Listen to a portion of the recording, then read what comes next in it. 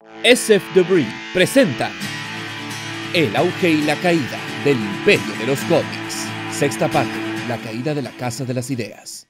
En Marvel, Perlman había visto su propio mini Disney, que sin duda sabrán que es un imperio corporativo masivo, con todo desde sus personajes clásicos hasta Star Wars.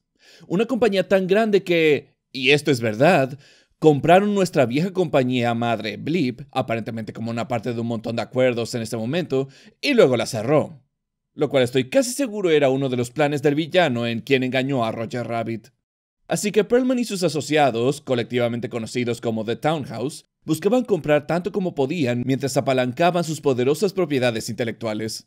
Al principio parecía que eso era todo lo que sería, un lugar donde minar por el marketing. Pero cuando los cómics empezaron a venderse, hubo un cambio repentino. Los cómics tomaron el enfoque. Y cosas bizarras empezaron a pasar. Stan Lee había dejado Nueva York y estaba haciendo su parte como la cara de Marvel en Hollywood. Gracias a su trabajo había una serie animada de Daredevil en progreso y una serie live action de la Viuda Negra en un enorme canal.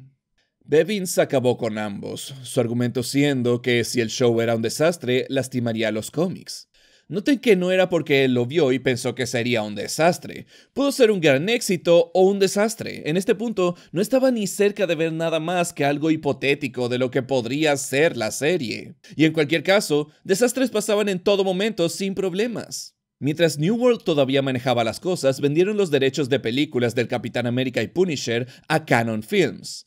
Ambos fracasos tan grandes que, cuando una novela gráfica los unió a ambos, Marvel tenía una tira de broma del Capitán América y Punisher decidiendo ver la película del otro para conocer sus movimientos, solo para quejarse de qué tan malas sus propias películas eran.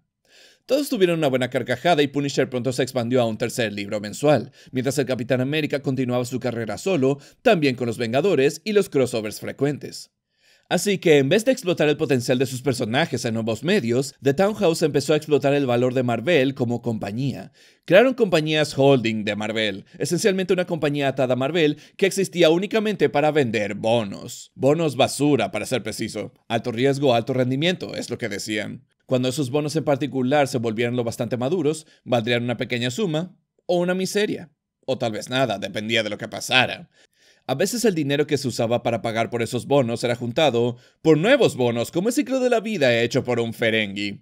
Por estos bonos, altas sumas de dinero podían amasarse para más o menos todo, aunque la táctica común era usar eso para comprar compañías, ofreciendo grandes sumas de compra para asegurarse que los accionistas o dueños solo tomarían el dinero y huirían. The Townhouse habían sido asesinos, perfeccionando tomas hostiles de compañías o por lo menos acordando con verdetaje. Una combinación de las palabras chantaje y billetes verdes, así que ya ven cómo muchos percibieron esto. Varias veces el héroe, o el amigo del héroe dentro de los cómics, se encontraría a sí mismo en una línea de ensamblaje maligna, observando lo que podría ser su destino de no ser por la heroica buena fortuna en el momento justo. Aunque la víctima testigo no tuvo ningún consuelo aquí. En este caso, New World era como esa víctima. Mencioné que Perlman lo vendió a Murdoch por un buen cheque. Bueno, tardó un poco para llegar ahí, usando eso para empezar una compañía de entretenimiento que se expandió a estaciones de televisión y a películas, y apilando los proyectos para el estudio que nunca serían producidos en realidad. Entre ellos, este enorme imperio del entretenimiento era visto como una herramienta poderosa para la nueva Fox Network de Murdoch, por eso pagó tanto, y el por qué las fuerzas creativas de New World de repente se quedaron sin trabajo. Marvel no era estaciones de televisión, sin embargo, era entretenimiento impreso, así que compró Fleer, la compañía que producía tarjetas de béisbol. Una compañía italiana que vendía calcomanías coleccionables muy popular en Europa en ese momento, fue agregada a la lista, Panini. Y también había interés en una compañía de juguetes llamada Toy Biz, pero volveremos a eso luego. El punto es que Marvel se había estirado a sí misma muy lejos para convertirse en este imperio creciente del entretenimiento con base en bonos basura. Pero todo estaba bien, vieron los libros. Incluso si uno o dos de estos negocios tenían algún problema, habría suficiente para mantenerlos a flote. De hecho, Perlman compraba compañías fallidas a veces para tratar de balancear ganancias con los impuestos. Entonces estaban a salvo. ¿Qué iba a pasar? Bueno, Panini, los de las calcomanías, firmó costosas licencias para hacer calcomanías de personajes de Disney en Europa. Pero en 1995, dos películas animadas de Disney, me parece que son Goofy la película y Pocahontas, les fue mal en Europa y la compañía recibió un gran golpe de eso. En Norteamérica, al mismo tiempo, desacuerdos entre jugadores y dueños llevó a la mayor huelga de ligas de béisbol de la historia, molestando a los fans del deporte, pues a ellos, los malditos jugadores mega ricos y los gordos empresarios cancelaron la Serie Mundial por algo que no parecía más que un concurso de meadas. Lo último que ellos querían era gastar dinero en tarjetas de jugadores de béisbol que no jugaban béisbol.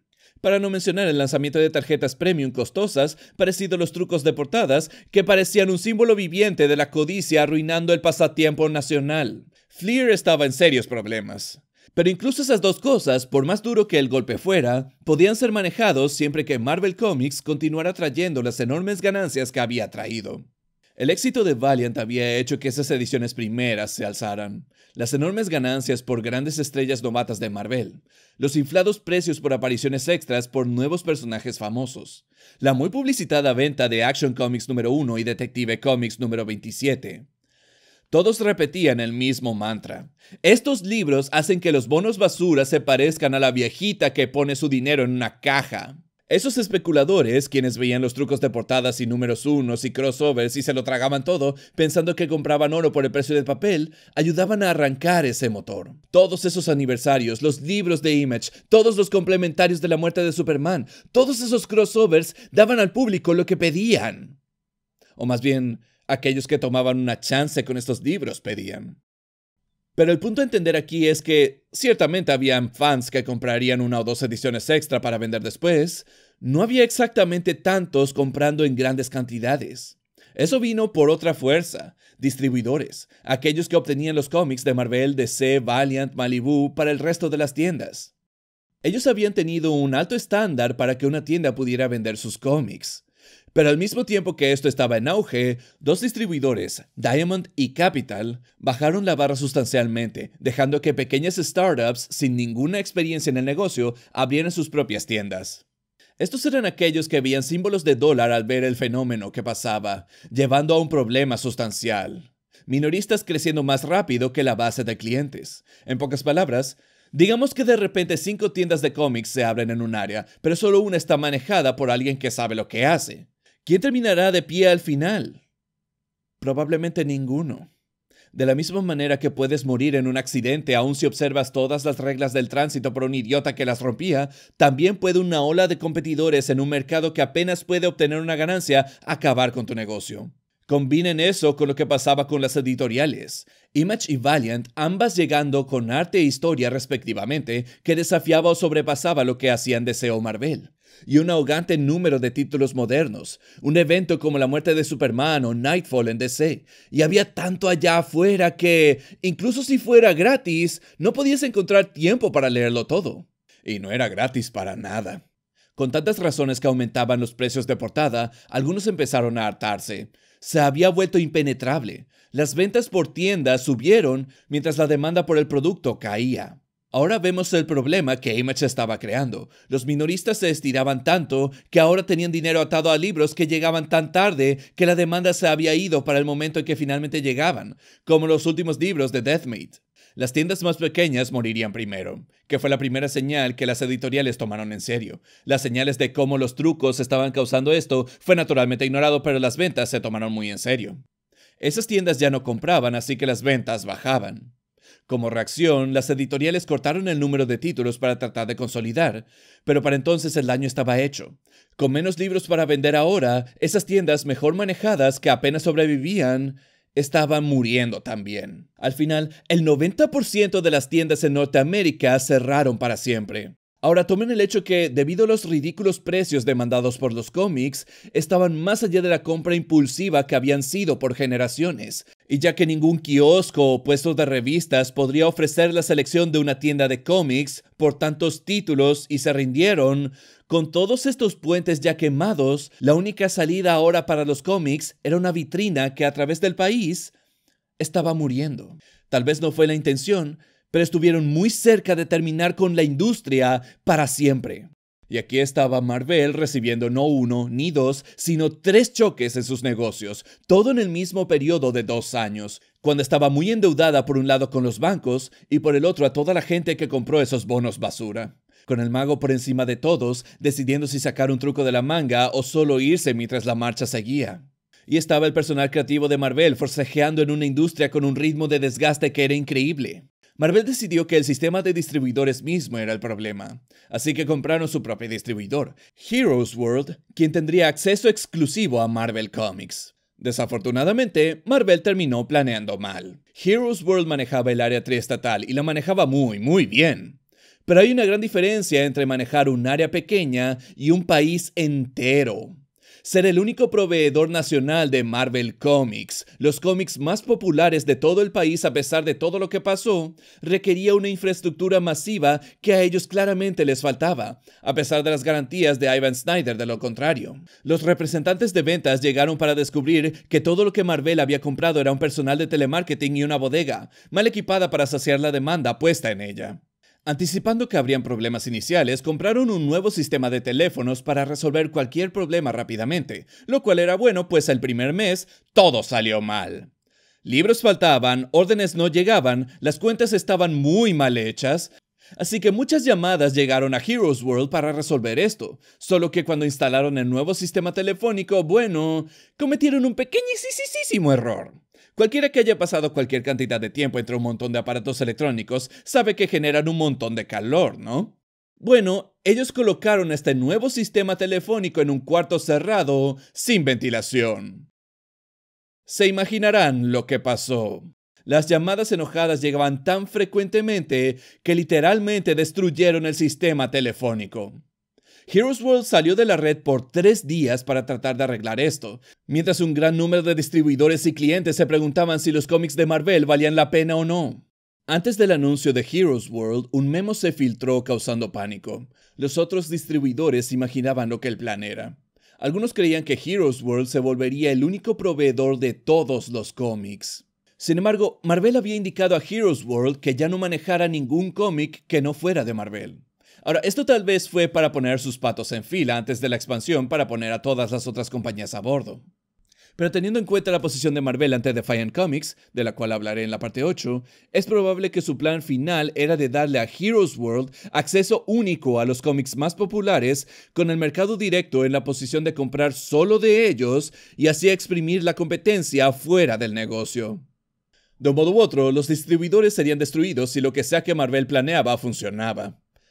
Diamond y Capital, también conocido como Capital City, se movieron rápido, y DC firmó un trato exclusivo con Diamond.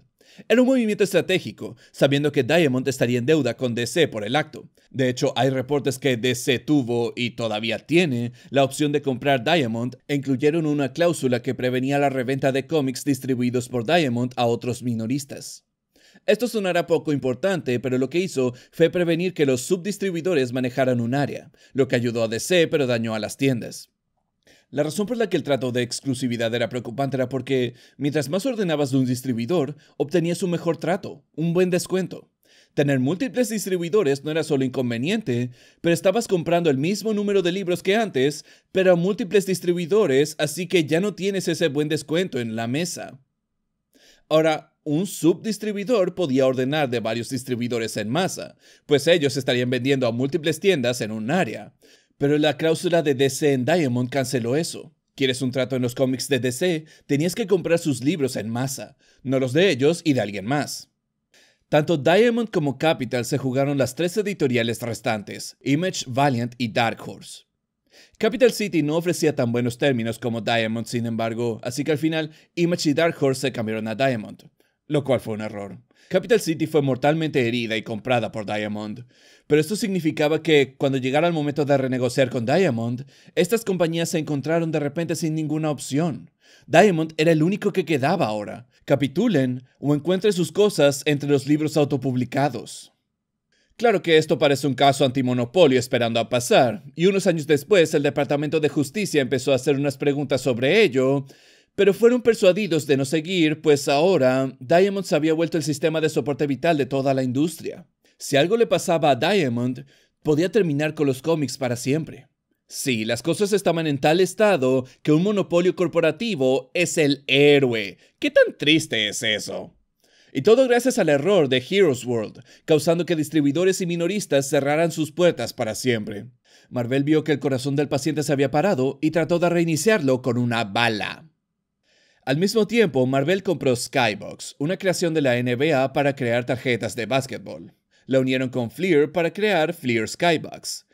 El razonamiento era el mismo que con Heroes World, comprar un segundo negocio para ayudar al que está en problemas. Pero una vez más, todo lo que hizo fue empeorar las cosas. Además de comprar Skybox, tenían que pagar enormes licencias, así que seguían en problemas. Era como si cada vez que Marvell caía en un pozo, trataban de salir cavando. En otro acto de desesperación, empezaron a trabajar en Marvel Mart, una manera de vender productos exclusivos para poder pasar de los distribuidores y minoristas. Un distribuidor se enteró de esto y lo pasó a los minoristas para poder formarlos contra un movimiento que arriesgaba al mercado directo por completo, golpeándolos cuando ya estaban en soporte vital. Marvell al final canceló la idea, pero el distribuidor entró en su lista negra.